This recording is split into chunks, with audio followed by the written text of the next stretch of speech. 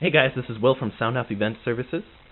I just finished making the Slim Par 64 video, and I'm going to now do a little demonstration with our Obey 3 and 2 Slim Pars on how you would go about setting up this system for uplighting.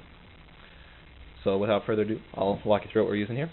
For demonstration purposes, I'm just going to use a couple short DMX cables rather than having 10-footers making a mess here, and then 2 IEC power cables for the lights. And of course the Obey 3 and the lights. The Obey 3 is powered by a 12-volt converter. Pretty self-explanatory how to work that. Okay, so let's go about hooking up the system here. So first thing I'm going to do is I'm going to get power running to the first light.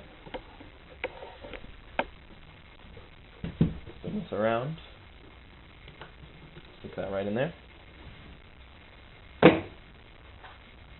Then what I'm going to do is I'm going to take my second power cable, plug it right into the back of the first light and into the second light. This way I can avoid using any extra outlets, and it's all run through one.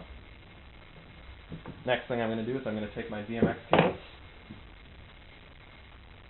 this one here, I'm going to turn the controller over to the back and plug into the back here. And then take our female end and put it into the first light. And then I'm going to take my second DMX cable and go out of the first light into the second light. Okay.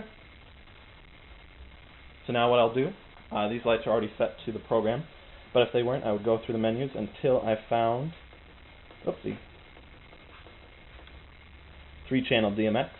I'll hold the enter button, and it'll give me channel 1, that's the channel I want, so I don't have to do anything else. If it wasn't the channel, I would use the up and down arrows and hold enter to select that. Same for this light. And now that we have them both hooked up, we can go about using the controller to control them. Okay, looking at the controller here, we have several buttons on this side, 3 sliders, and a couple more buttons on the far right side. So first I'm going to show you the preset modes. First thing I want to have is the preset light on, and that's this button right here. If it's not on, you can always check, make sure your power switch is on, and that it's plugged in.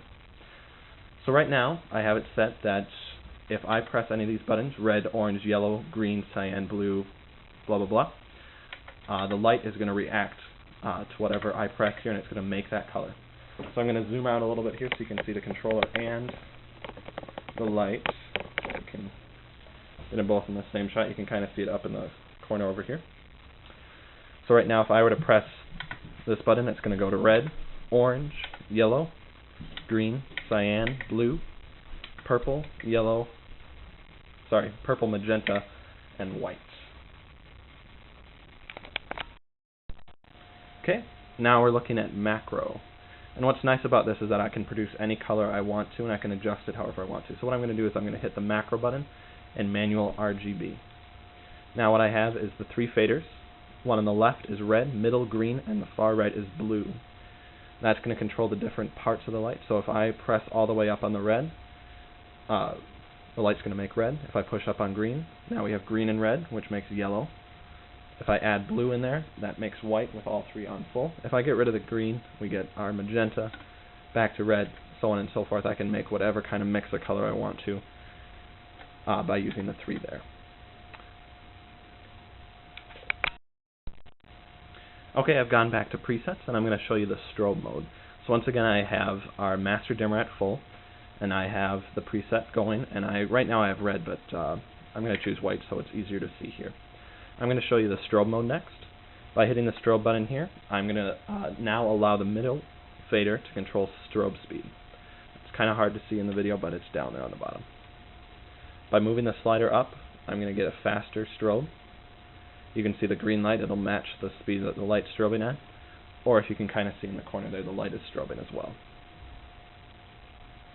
To get rid of the strobe, I'm going to bring this down and hit the strobe button to take it off.